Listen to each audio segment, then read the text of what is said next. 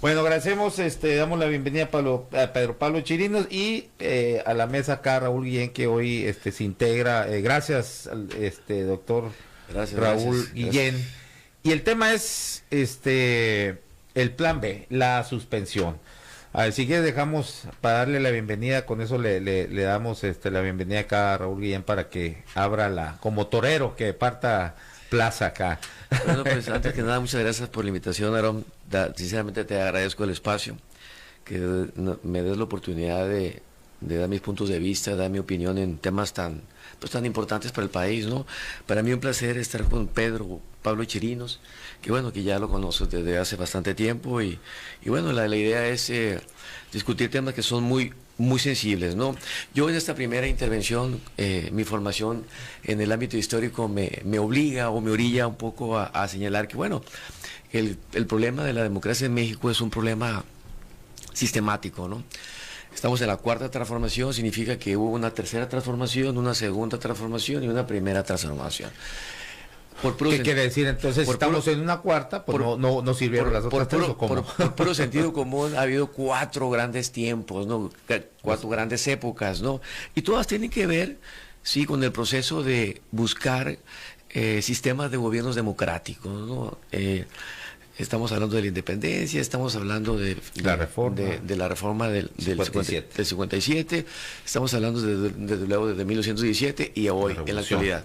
Pero bueno, el gran problema de México siempre ha sido ese, ¿no? El problema de la falta de la democracia. ¿No? Permíteme aquí nomás hacer un paréntesis, Raúl. Yo hasta ahorita esta cuarta transformación es un eslogan, ¿no? Porque las transformaciones se miden después de un proceso.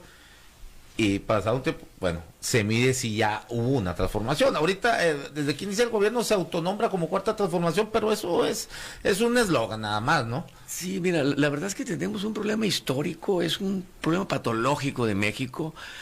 Tuvimos caudillismo en el siglo XIX, un porfiriato en el siglo XIX, en el siglo XX prácticamente un presidencialismo. Entonces siempre andamos batallando con el tema de estos gobiernos autoritarios, gobiernos unilaterales, paternalistas, que logran después de procesos de democratización otra vez consolidarse, ¿no? Y ahorita estamos en otra coyuntura, ¿no? Esta reforma al tema electoral, pues tiene que ver también con un proceso de buscar, en mi opinión, impactar de manera significativa el tema del INE, que bueno, que hasta ahora ha tenido un funcionamiento bastante aceptable, no es perfecto, es caro y tiene muchos problemas y yo estoy de acuerdo, sí, pero volvemos a lo mismo, ¿no? De una perspectiva histórica volvemos a caer en una discusión sobre un tema que supuestamente ya estaba resuelto, que era la democratización del país, que creo que el país ahorita todavía vive un estado de limpieza, entre comillas, con todos los problemas, si lo comparamos con el siglo XX y más con el siglo XIX, de manera razonable, ¿no? Yo creo que este plan B, de una perspectiva histórica, nos acomoda otra vez en la discusión de qué va a pasar con la democracia en México. Corre peligro para mí, sí, en lo personal creo que esta reforma sí hay que tenerla con mucho, hay que darle vigilancia, hay que estar muy atentos de lo que viene, ¿no? Muy bien. Pedro Pablo. Gracias. Pues bienvenido, doctor, un gusto estar aquí con usted, igual con respeto y reconocimiento, y agradeciendo a Aarón, al Chiquitín y a todos los que nos siguen por ahí, nuestros fans. Muy bonita tu camisa de Rick and Morty. Así se llama la caricatura. Fíjate que me la regaló mi niño en el año pasado, el Día del Padre. Es una caricatura que él le gusta. Está muy chingona. Sí, a mí me Luego gusta. nos vamos a venir los tres con esa hawaiana. Pues bueno, el tema aquí... Te voy a leer un tuit tuyo, Pedro Pablo, con respecto a la suspensión del plan B. Pues el 24 de marzo tuiteaste: repitan después de mí, : la suspensión no prejuzga sobre el fondo del asunto. Y luego el punto, y otra vez, la suspensión no prejuzga sobre el fondo del asunto. 1000 planas, por favor. A ver, ¿qué nos quieres decir con esto a los que no somos abogados? Bueno, a ver, este tema del plan B implica poner un contexto muy amplio de una reforma que modifica cerca de 500 artículos, entre 400 de nueva redacción y 100 derogados, ¿sí? O sea, es un tema muy amplio que abre ya incluso una brecha de 2 caminos. Una primera parte del decreto que ya se se publicitó el año pasado, que impactó en la Ley General de Responsabilidades Administrativas y en la de propaganda gubernamental. Y este segundo bloque de otras 4 normas, ya con un contenido más eminentemente electoral, que se publica el 2 de marzo de este año, que viene a suspenderse por la Suprema Corte de Justicia de la Nación en esta nueva discusión, que, a ver, yo lo que quiero es dar un plano para quienes nos escuchan, es que a dónde va, a dónde estamos, qué va a pasar, qué pasó, por qué sí o por qué no. El INE interpone esta controversia constitucional regulada en el artículo 105, fracción primera de la Constitución, y se abre este nuevo debate en el que sí dicen que se debe o no suspender la entrada en vigor de esta reforma por ser de normas generales. Ha habido ahí abogados y voces críticas que dicen que esta reforma del Plan B tiene un contenido más administrativo que electoral, aunque en realidad habla de modificaciones a leyes electorales. La gente está diciendo, no, la suspensión está bien, y queda en vilo la implementación ya de la reforma. ¿Qué ocurre? Nos retrotraemos a las leyes anteriores, previas al 2 de marzo de este mes y año. Esas son las que van a aplicar para el siguiente proceso electoral, hasta en tanto no se resuelva la controversia constitucional, que tiene que quedar resuelta sí o sí 90 días antes del inicio del proceso electoral. Las leyes vigentes actualmente, que son las anteriores a la reforma, establecían que iba a empezar en el mes de septiembre la elección. El Plan B pateaba el bote un poco para noviembre, pero ahorita regresamos al mes de septiembre, y esto significa que a más tardar en junio, la Suprema Corte de Justicia tiene que resolver en una sesión que va a ser de lo más interesante, y como dijo el presidente, donde se van a arrojar esa facultad revisora del legislativo sin serlo, ¿no? Pero van a terminar de legislar lo que va a ser una reforma de carácter electoral, ¿sí? Para esto también ha habido otro debate, otros 2 o 3 debates sobre el ámbito de competencias y los recursos que caben. A ver, primero para que no me falte ninguno, porque son muchos aspectos. ¿Qué procede contra esta suspensión? El presidente y la consejería dijeron, no, lo vamos a recurrir. Hay un recurso de queja que se interpone ante el mismo, que es el ministro Lainez Potisek, y lo resuelve la segunda sala de la Suprema Corte de Justicia. Yo lo que quiero destacar son 2 cosas. La Constitución dice que en los medios de impugnación constitucionales y legales en la materia electoral, dice, ¿sí?, que no es constitucional, no aplica la suspensión. No hay efectos suspensivos. Aarón, ¿cuándo has escuchado de este famoso amparo en materia electoral? Por eso es que es improcedente. No hay efectos suspensivos, solamente medidas cautelares, ¿sí? En este caso dictan una medida de suspensión contra una norma, sí, que tiene un ámbito materialmente administrativo, pero sobre todo electoral. Y toda la gente dice, no, es que si es más administrativo, fíjate, me parece. Oye, es una reforma electoral de carácter legal y le están suspendiendo. Esto es lo raro, porque va contra el texto de la Constitución y de la misma, ¿no?, y de la misma ley reglamentaria que establece. Lo otro que por ahí argumenta el gobierno es el que haya sido un solo ministro el ministro haya suspendido toda una ley. Tiene las atribuciones él para él de manera unilateral proveer sobre la suspensión. Eso sí es legal. Sí. Lo que no es legal es que brinque esta disposición del 41, fracción cuarta, párrafo segundo de la Constitución, que dice, en materia electoral, la interposición de los medios de impugnación constitucionales o legales, ¿sí? La controversia es un medio de control constitucional que revisa de manera abstracta la validez de una norma, ¿sí? Y dice, no producirá efectos suspensivos. Y aquí suspendieron toda la implementación. Se ve muy recargado y creo que no hay un antecedente. Se ha alegado que sí dan suspensión contra normas de carácter general. En este caso, lo que yo quiero poner en evidencia es que es en una norma electoral la que está suspendiéndose, y esto es contrario a la naturaleza de la materia electoral. Por eso es que el amparo es improcedente en materia electoral, porque no hay lugar a la suspensión. Dice, a ver, son argumentos del gobierno federal, ¿no? Dicen que el INE no solicitó una suspensión total, ¿no? Sino de aquellas que consideraba, los puntos esos que consideraba que pudieran afectar a la operatividad del instituto. Y termina por darle a todo el llamado Plan B para atrás, pues, ¿no? Mira, Javier Lainez, el ministro. A mí me parece que además de eso, o sea, ponle que no lo pidieron todo, o que si yo digo que sí, atacaron todo el decreto. La situación aquí es que dice la misma ley reglamentaria en el artículo 14, dice, la suspensión no podrá otorgarse en aquellos casos en que la controversia se hubiera planteado respecto de normas generales y la improcedencia se da cuando se afecten las instituciones fundamentales del orden jurídico mexicano.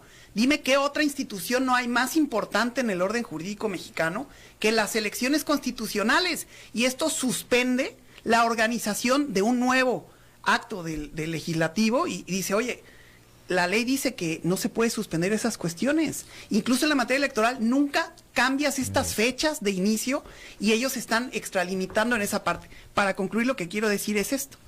El recurso de queja que prevé la ley reglamentaria establece que al resolverse, si hubo un exceso de parte de la autoridad responsable, se tendrá que proceder como si fuera un caso de abuso de autoridad, Aaron.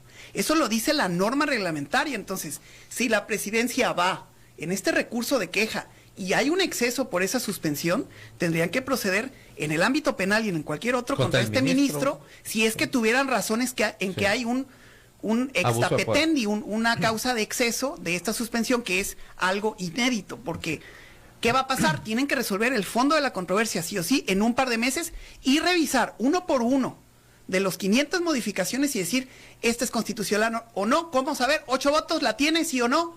Artículo 1. Artículo 2, 8 votos, sí o no. Hasta los 500, ¿sí? Okay. Eso es lo que va a pasar más adelante. Muy bien. Raúl Guillén, ¿estás de acuerdo con argumentos de Pedro Pablo Chirinos? Pues la verdad que se trata de una suspensión, ¿no? O sea, como bien lo dice él, no se ha resuelto el fondo, ¿no? Va a estar sometida a una discusión más amplia. A mí lo que realmente me preocupa es el tipo de planteamientos que se plantean en esta reforma de Plan B, ¿no?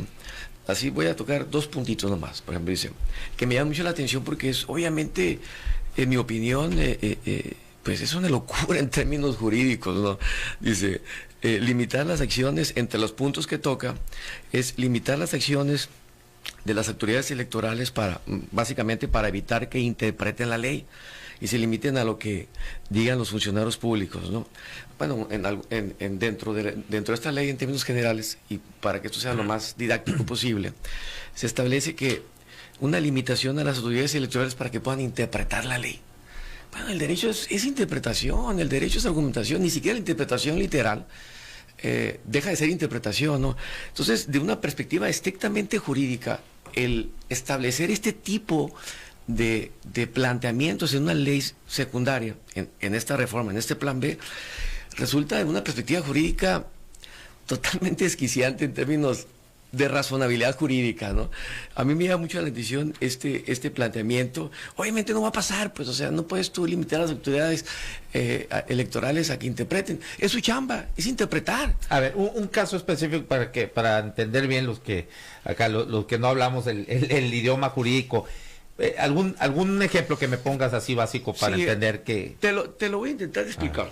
Sí, interpretar significa darle sentido darle sentido a la norma jurídica. Sí, el lenguaje de los seres humanos no es perfecto, tiene muchos problemas, entre ellos la vaguedad, la ambigüedad, hay muchísimas imprecisiones. Entonces, como utilizamos el lenguaje natural al construir la norma jurídica, obviamente requiere ser interpretada, requiere que se le dé sentido a la norma jurídica. Y es lo que hacen las autoridades electorales, porque en una discusión siempre va a haber una parte que diga que la interpretación, que el vaso lo ve medio lleno. Sí. Y la otra parte, porque le conviene, va a decir que el vaso está medio vacío. Entonces, se trata de darle sentido a la norma y siempre las partes van a buscar un sentido que les favorezca. Mira, el ejemplo al que te referías, pienso yo, es el caso de Félix Salgado Macedonio. ¿Qué pasó? Dejó de presentar unos informes de campaña, o no los presentó, si los presentó en cero, o si los presentó en cero dejó de reportar otros gastos, y la autoridad dijo, aquí hago mi labor de interpretación, y madres, a la chingada. El INE lo tronaron. Eso es lo que busca esa disposición. Incluso hay muchas otras más disposiciones. ¿Quién tendría que decidir entonces ahí? Pues el INE hizo una interpretación funcional del sistema de fiscalización, de que es necesario que todos cumplan sí o sí, y articuló la norma para sancionarlo, aún con una sanción que me parece desproporcionada, pero le quitaron el registro como candidato. Ahora, lo que quiere la reforma es que nadie interprete en ese sentido. Eso es lo que están buscando. Nadie castigaría. Lo que quieren es que haya un margen más amplio para equivocar o desaplicar o desobservar la norma y que no haya este lugar a consecuencias tan graves. Otra más, y que seguramente, como dice el doctor, porque tiene razón, muchas disposiciones del plan B se van a caer, una tercera parte al menos, considero yo, si no es que más o si no es que menos. Pero así como tiene una tercera parte cuestionable, tiene una tercera parte muy práctica, muy positiva, y otra que está en el limbo de la discusión porque ya nos hemos hecho a solo ver blancos o negros, buenos y malos, ¿no? O sea, hay cuestiones intermedias que sí pueden ser de utilidad, como la urna electrónica, para ahorrar recursos, pero otras cuestiones como que dicen que las autoridades, los órganos electorales, jurisdiccionales, no podrán resolver sobre conceder o no candidaturas y dirigencias de partidos políticos. Bueno, entonces, ¿qué tipo de juez electoral vamos a tener si les están quitando sus atribuciones para ser autoridad? Sí, pues sí, ¿sí? Claro. Había otro punto, sí, Raúl, mira, por ejemplo, viene otra, es que me llama mucho la atención. La verdad es que es de una perspectiva técnica. Es muy burdo algunas disposiciones. Por ejemplo, que no van a constituir propaganda gubernamental las manifestaciones de las personas servidoras públicas o servidores públicos que realicen en uso de su libertad de expresión y en el ejercicio de sus funciones públicas. O sea, siendo autoridad tú vas a poder expresar tu opinión, sí, o manifestarse, lo cual eso pues también denota una falta de aseo, una falta de higiene en términos técnicos de esta reforma de Plan B, ¿no? Obviamente los que nos podemos manifestar somos ciudadanos y los que deben de abstenerse en los procesos electorales son las autoridades. Es un tema elemental de equilibrio. Sí. Es un como tema dice la ley sobre los funcionarios, al funcionario público solamente le permite hacer lo que está estipulado en la ley, ¿no? El ciudadano lo que no se le prohíba. Si hay una diferencia. Sí, pareciera que es lo mismo, pero no. Sí, lo que pasa es que este tipo de planteamientos va a permitir que el presidente de la República o que los gobernadores, pues de manera alegre, utilicen recursos públicos al estar en el caso del presidente de la mañanera, en el caso de los gobernadores donde estén o que tengan la radio. Hay un desequilibrio, pues, pero son cosas que ya están rebasadas, pues. Son cosas que la mayoría estamos convencidos que es lo correcto para buscar el equilibrio. Entonces, cuando tú ves este tipo de disposiciones, la verdad es que es una vacilada en términos coloquiales y con todo respeto está fuera de seriedad. Algunos puntos, es verdad que hay algunos puntos que a mí en lo personal sí me parecen viables. Por ejemplo, porque no todo es malo, hay cosas buenas. Yo sí, por ejemplo, veo, bueno, el plan B dice reducir los sueldos de los consejeros electorales. Ahí pues ni qué discutir, ¿no? Estoy totalmente de acuerdo, ¿no? ¿Por qué no acotar los periodos de los procesos electorales? Creo que es viable también. O sea, hay cosas buenas y hay cosas que sí, sinceramente te lo digo, son bastante absurdas. Muy bien. Pedro Pablo. Bueno, yo lo que quiero decir primero es que en este caso no estamos ante una situación de que se pueda decir es un caso fácil o es un caso más bien difícil que no tiene una única respuesta correcta. Es decir, la revisión que va a hacer la Corte va a ser de un crisol enorme de ajustes, uno por uno, detalle a detalle, para ver si normas secundarias, administrativas, van contra la Constitución, y lo más saludable va a ser lo que diga la Corte. Ahora, espero que la conformación política de la mayoría en la Corte, con o sin la ministra que está cuestionada por el tema del plagio, impacte o no en este tema, primero en el recurso de la queja y luego en la versión final de la reforma electoral.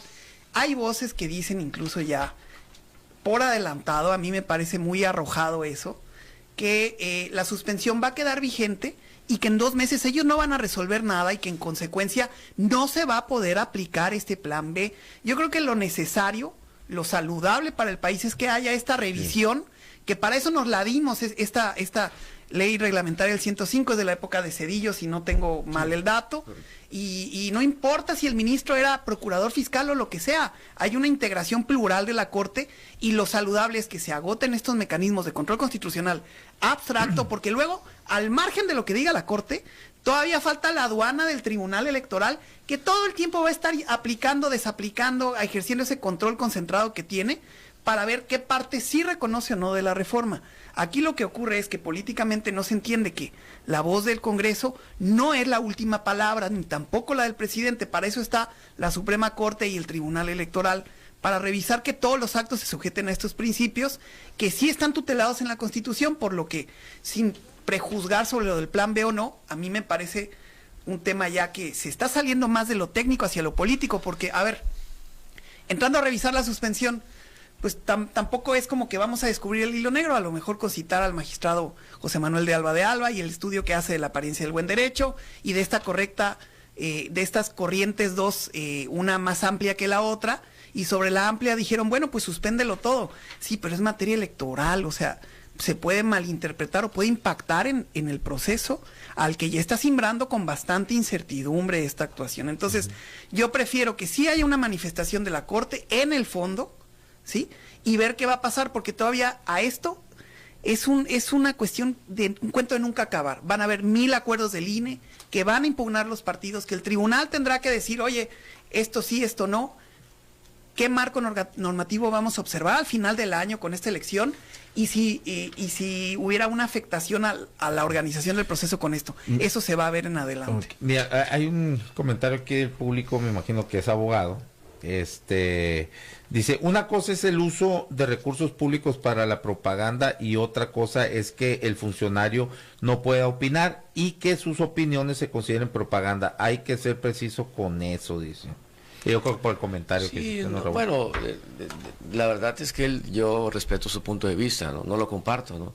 Si él considera que las opiniones, siendo procurador o siendo presidente de la República, no tienen un impacto en el tema electoral, pues realmente si el presidente dice que el cielo es, no sé, rosa, pues va a tener un impacto. ¿Por qué? Porque es una persona muy mediática, ¿no? Y bueno, y lo cierto es que lo está haciendo bajo un tema como autoridad, ¿no? Entonces, realmente existe pues muchas personas que opinamos que lo más saludable es que, bueno, por lo menos durante el proceso electoral, para evitar situaciones de desequilibrio, se eviten estas situaciones, ¿no? Y la verdad es que cada quien puede opinar lo que le convenga, ¿no? Dice Adriana Vilés, creo que los ciudadanos estamos cansados de que funcionarios que se creen de la realeza, eso implica el apoyo del plan B para controlar el despilfarro de los recursos públicos. Bueno, eso es una parte, pero aquí han estado mencionando otras, o sea, no es nada más eso, pues, ¿no? Es muy amplio, de hecho, pues 500 artículos mencionas, ¿no? Luego dice que hagan un resumen, no entiendo nada. Eso es lo que tratamos de explicar, un contexto que técnico, cada vez está siendo más amplio y que abre un nuevo debate ahora ya sobre la suspensión al margen del fondo, ¿sí? Y al margen de lo que va a hacer el tribunal para calificar y lo que va a hacer el instituto, que en 10 días llegan los nuevos consejeros, si se queda o no el secretario ejecutivo, que nada más para cerrar yo diría, hay que ser muy observadores tanto con el INE y el tribunal, porque decía una diputada federal de Chihuahua, Julieta Ramírez, que tiene mucha razón. Baja California. De la Baja, perdón, es cierto. Son instituciones que cuidan la democracia y los adalides de la democracia son los primeros que sacan sus acuerdos para extender sus mandatos. Y esto no nada más en el INE, en el Tribunal Electoral, en la Sala Superior resulta que todos tienen el mismo plazo y no hay un nombramiento escalonado de magistrados. O sea, no nada más tiene que cambiar el INE, sino también el tribunal. Bien. Para concluir, Raúl. Voy a intentar hacer lo más coloquial posible. El INE sí se toca, para empezar, ¿no? O sea, no hay ninguna institución que no deba ser tocada, y me parece que muchas cosas que se plantean en la reforma son viables y otras sinceramente son intransitables, ¿no? Lo que aquí debemos de cuidar como ciudadanos, desde luego, es estar atento a lo que está pasando. Sí existen cosas que en mi opinión no deben de pasar. Tenemos un INE funcional. Tú vas y sacas tu credencial de elector y ahí la tienes, hay garantía de que tus datos van a estar resguardados. No ha habido fraudes escandalosos, descarados como pasaba antes. O sea, hay cosas muy buenas que podemos rescatar. Y hay cosas que son discutibles, como son los sueldos, ¿no? Yo creo que ya para cerrar, veo que el factor político puede impactar de manera negativa en las decisiones que vayan a transcurrir. Me parece que hay un buen contrapeso. Tenemos un poder ejecutivo que está impulsando una reforma, un poder legislativo que hay estiras y aflojas, y una Suprema Corte que también hay cierto contrapeso. Creo que a México lo que más le conviene ahorita es que se discutan todos los temas de manera abierta, de manera transparente y de manera amplia, ¿no? Pero pues luego uno dice, ay, está polarizando, y le chica, pues entonces, es que yo estoy de acuerdo, se deben discutirlos, que si esa es la polarización, famosa polarización, que a veces me pierdo a qué tanto se refiere. Yo sé también, a veces el presidente, por supuesto que se le pasa la mano, ¿no? Pero en sí, qué bueno que se discute. Si esto es la polarización, bienvenida, y que estemos polarizados siempre, que se estén y que se bajen los temas hasta donde se tengan que bajar, ¿no? Eso a mí me parece bastante sano, ¿no? Que la sociedad se empiece a politizar, ¿no? Sí, lo más conveniente para el país es esto, que todo se discuta, ¿no? Si bien es cierto siempre cuando tiene un partido la mayoría calificada, pues las cosas se planchan y hay derecho de pataleo de la oposición, pero las cosas pasan, ¿no? A partir de la votación del 2021, como no hubo mayoría calificada, aunque sí hubo mayoría simple, y en el Senado hay resistencias, es lo que más nos conviene a los ciudadanos. A mí lo que más me conviene como Raúl Guillén, como ciudadano, es que las cosas se discutan, se debaten y que haya contrapesos, ¿no? Así es. Por ahí hay otro comentario que dice, no, yo no necesito resúmenes y no soy abogado, yo sí les entiendo muy bien y gracias por bajarlo a nivel ciudadano. Bueno, ahí están los contrastes también en los comentarios, ¿no? Muchas gracias, Raúl, excelente intervención, igual chirinos como siempre. Gracias. Pues aquí los vamos a estar viendo cada lunes. El viernes sabemos quién va para presidente del INE, y puede ser una sonorense. ¿Qué no? Pasado mañana. El miércoles. Yo creo que el miércoles no se van a poner de acuerdo. Yo creo que sí. Y circulación sí. Y espero que sí, porque ahora sí, yo no comparto lo que dice el lector. El INE sí se toca así y hace falta una purga. Creo que sí se van a poner de acuerdo. Hace falta una purga. Que sí se toca. Y no funciona tan bien como creemos. Sí. Habría que revisarlo, ¿no? Pero va a ser una buena noticia para Sonora, esperemos. Es otro problema. Bueno, él sugirió acá el doctor Guillén un tema muy bueno, que casi no se toca, que es la ley de alimentos. Estaría muy bien para el otro lunes abordar eso, claro. Interesante el tema. Bueno, muchas gracias. Saludos. Y gracias a todos ustedes por la sintonía. Esto fue En la Radio con Aarón Tapia. No son relaciones públicas, es periodismo sin tapujos ni mordazas. Nos vemos y nos escuchamos mañana a las 12 del día acá en Sub 95.5 de FM, la radio alternativa del desierto. Gracias.